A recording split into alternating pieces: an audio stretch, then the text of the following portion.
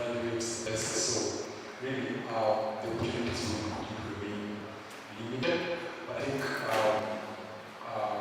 what would be a step in the right direction to be charged, those on before someone who's like step like you, able to tell you if there's a certification to take some of these courses at the time you realize you pass your knowledge compared to what industry expectations are. There's still one misalignment, so you have to maybe retool here and there, take a certification here and there, a short here and there. I'm not saying that you work for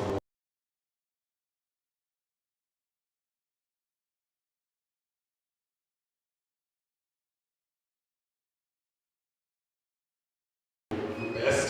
Just ensure that for now, for the finalists especially, you cannot stress your way into employment or into a job. You cannot stress your way enough. You cannot be pressing enough into getting a job. So what you can do is your part. Just ensure that you do your best in coursework. Try to find people in the industry about what they think. Just trust your word. That's a good thing to be very proud about.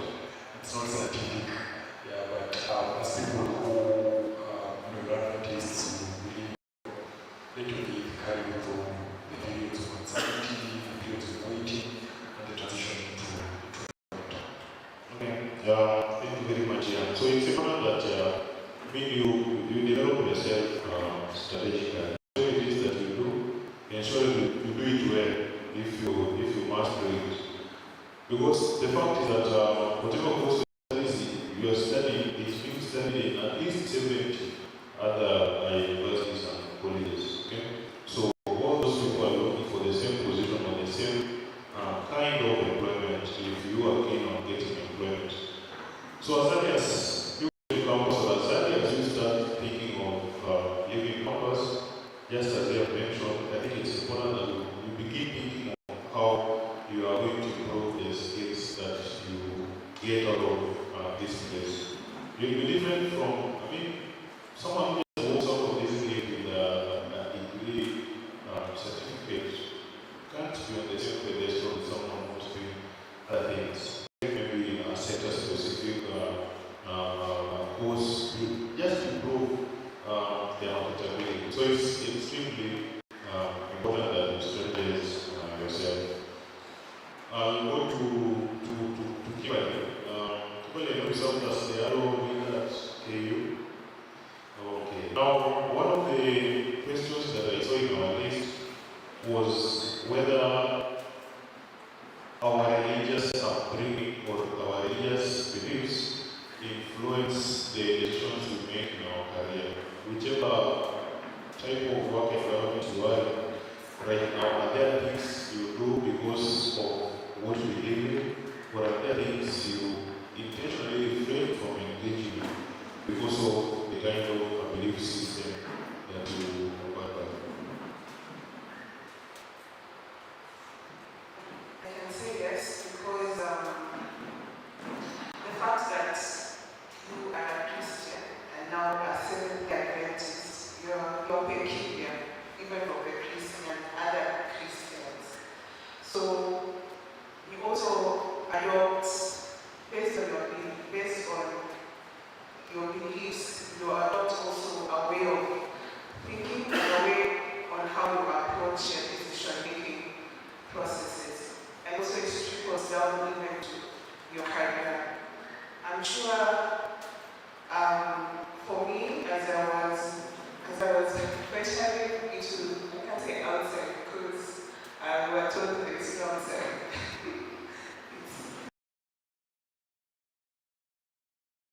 Uni.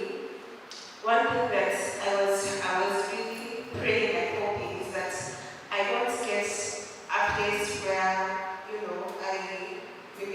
I work in a company that sells alcohol, tobacco, or such things. But there are people who do work there. It's not that they are not Christians. Some are very staunch Christians. Can you be able to work in an environment that promotes the same thing that you don't believe in. And it's a very personal decision, and it goes down to your level of belief and the way you perceive how is it going to even affect your relationship with God. So it's a very personal decision, and for me, I can't work in a place where it's promoting something that I don't like.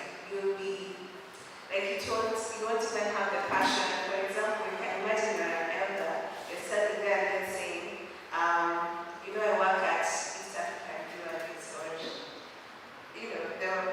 it depends. There's some people who will accept it or not. So it depends on how you decide to go about it and how you're going to maneuver it. But as for me, based on my belief systems, I'll pray as you had said. Okay, it's not here in Kenya the employability rate is high, unemployment rates are high, and even for you to say like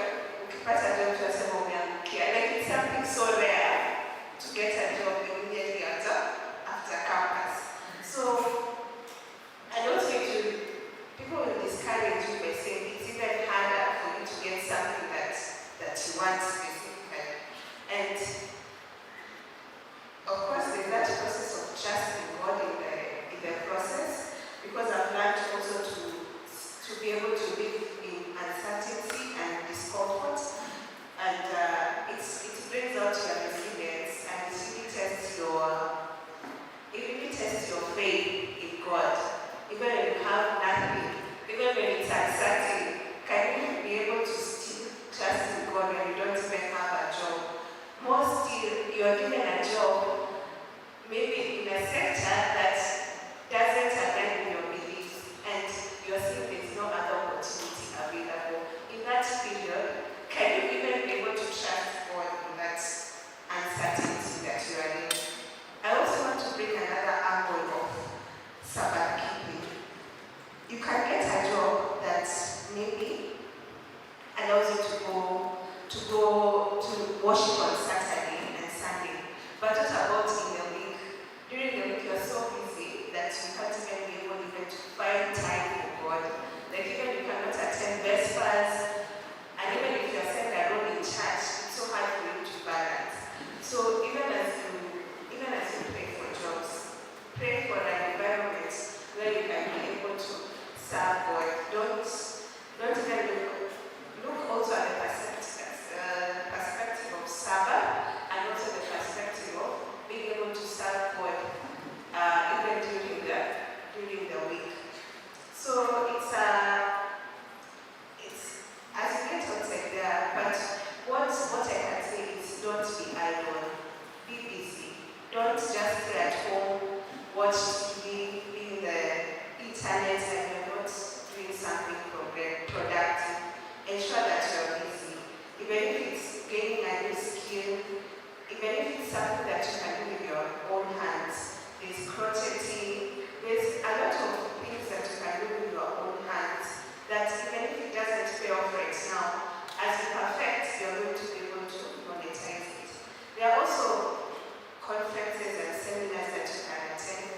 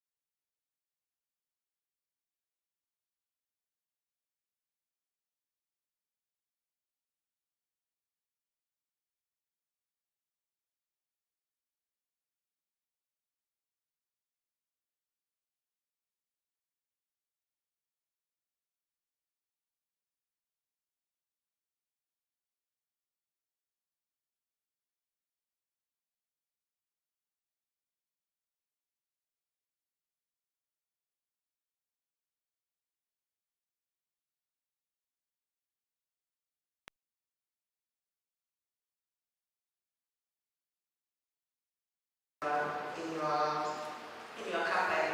Actually, many people, they'll be like your uncle, so even in networking, be very strategic in terms of how you are approaching people. Give them an angle of how they also benefit from you. There's always something that you can offer. Don't see yourself as don't believe in yourself. So even as you venture out, be open-minded. That fixated mind, I must get a job right now. What if it doesn't happen because of the uncertainty in the job market? Keep yourself, but the main thing is keep yourself busy. Keep yourself busy, don't be idle, do something. Thank you very much. If I keep yourself busy and don't be idle. The pen of explication tells us that of all the resources that we've been given, time is a resource about which will be required to give a very strict account of how we use it. So our next question touches on finance, because by the just spoken, perhaps I'll go back to Ian. Ian, someone is asking what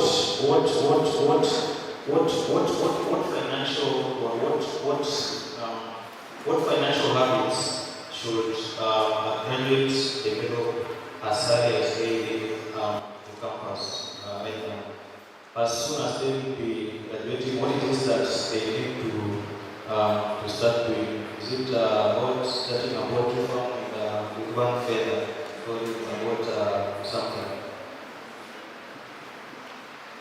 Particularly the best place to answer that, seeing as she's a finance professional, let's try into my layman mentality. Finance is that only associates or graduates should probably continue to get through. Given you just have what I leave behind. You will have some student you have some money, right? Whether it's from the government, whether it's from the parent, whether it's from whatever it is. I think the biggest financial skill I have learned is not to make more money as it is to account for the money that you have. So whatever amount of money that you keep saving, whichever periodically, monthly, weekly, or whatever. At the end of that cycle, are you able to account for, budgeting account for? So I think budgeting precedes audit. So think you budget for your money. So that once you receive it, it goes to places that is communicated to. And then after that, at least you can look back and wonder, did I spend the money in the right place? There's nothing as bad as being flat broke and not knowing what did I spend the money on, right? If you're able to account for the way the treasurer was accounting for transaction costs here, then at least you know that I had 70,000. I spent this amount on transaction costs, I spent this amount on, so I think much is very good, make it long, it's the ability to budget for your money, even when you earn budget for your money, spend it in the right places, and be able to at least go through audit. Like I'm in 2000, let's say 2000, you can say, I have this money, this is how I have spent it, and these are the receipts and stuff like that, so that they're able to see where things to grow, things to cut, and stuff like that. I think that state there will be important state will be reflected in Ghana. But you don't want something as the expert. Is that saying that Ghana is Ghana? Yeah, so yes, he's right in terms of tracking your expenses, tracking where your money is going to. So make sure you have a budget. Nowadays it's very simplified. You can even go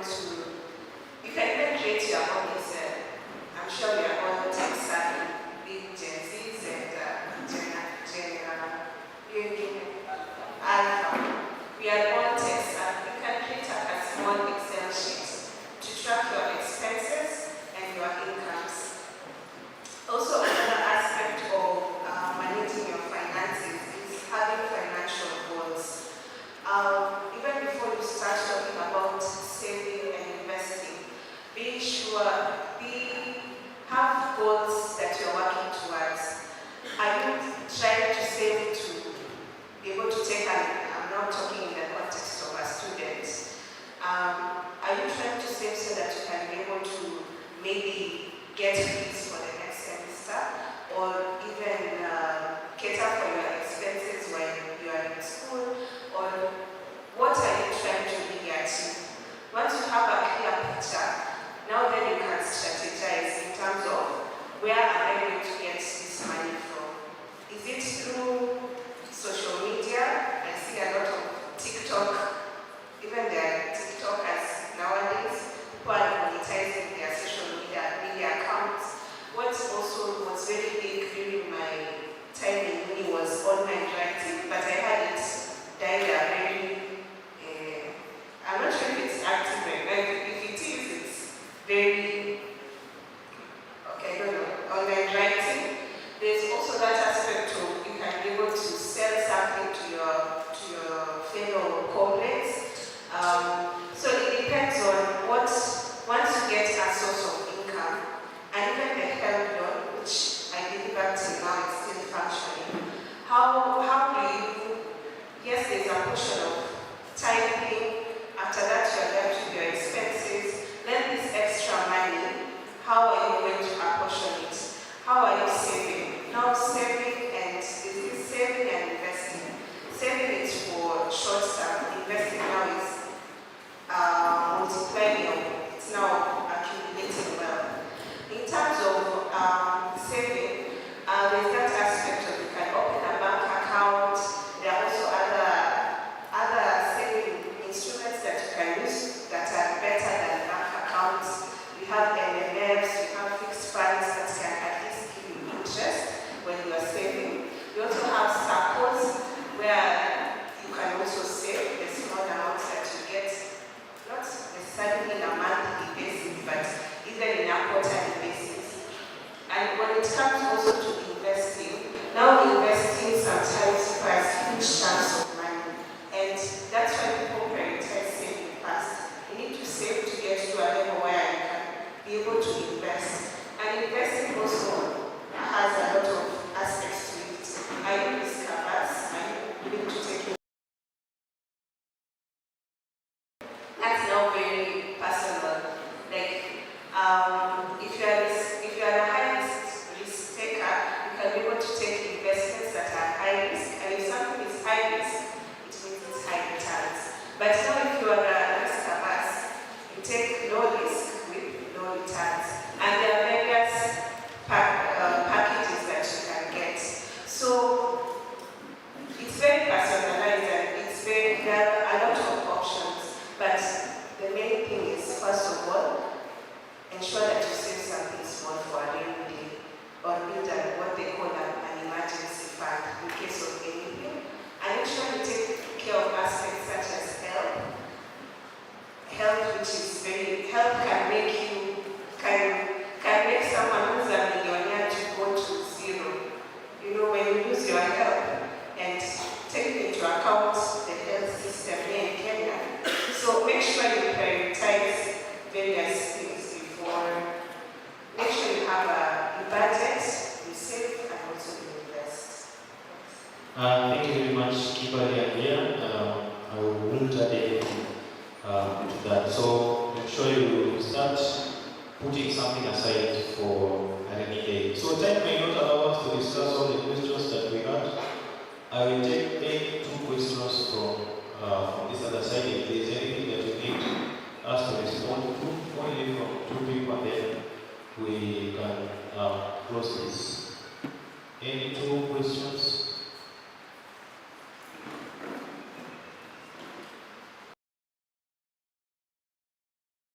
Anyway, we close it there. Just give us 10 seconds each to give us our parting shots and any final comments. Now, one of the sections that we've not touched on is on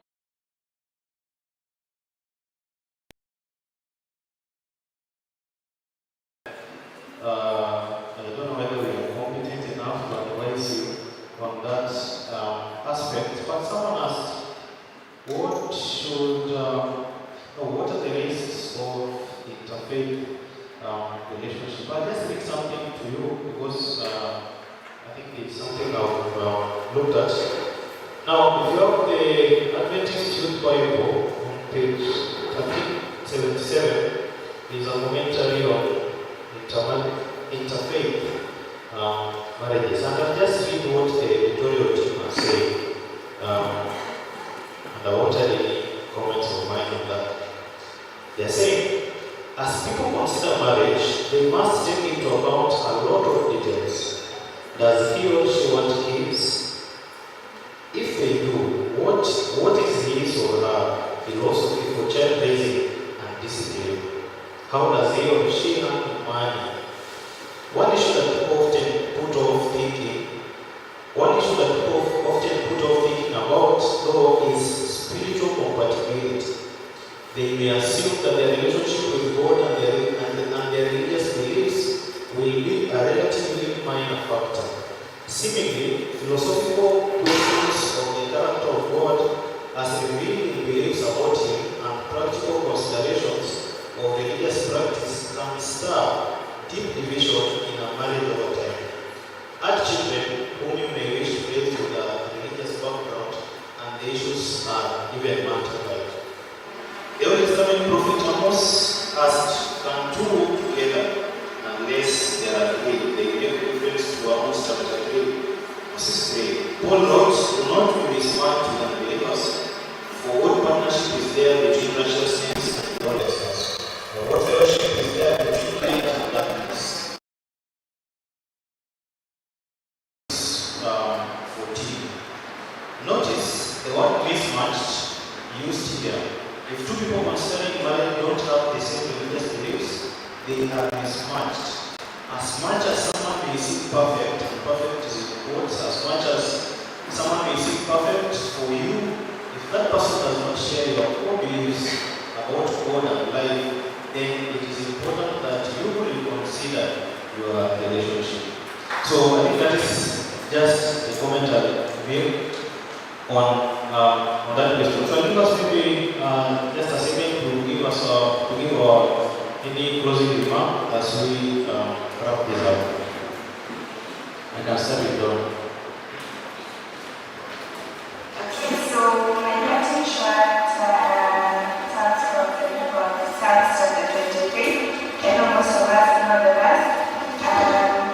And I'll urge all of us, not only the focus, everyone, let's put God first in everything that we do. When you're getting into the outside world, please have God always with you. When as you're praying for job, looking for job, doing 1, 2 around, please ensure that you have God in you first. And we shall read that verse at a personal level. Thank you. Amen. We will be very thankful, brothers, to believers and everyone. I think the greatest comfort that we have as we go through life is that God is with us. As they are navigating, the uncertainties, the transitions that they're going through, and when they continue, students and all of us really. The greatest comfort that we have is that God is with us. Amen.